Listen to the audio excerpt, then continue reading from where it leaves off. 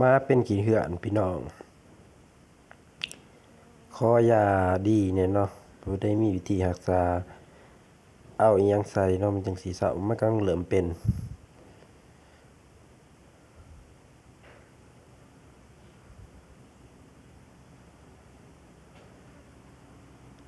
ก่อนมันสิเป็นนี่แม่มันกินมะพร้าวขี้มะพร้าวเนาะเพิ่นกินมะพร้าวเฮาเฮ็ดขนมมกอะกินได้ประมาณอาทิตย์หนึ่งก็เป็น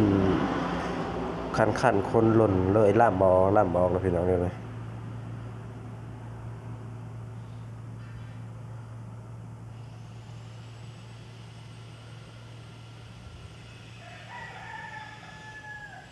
ไผมียาดีบอกแหน่เด้อพี่น้องเด้อแนวปวด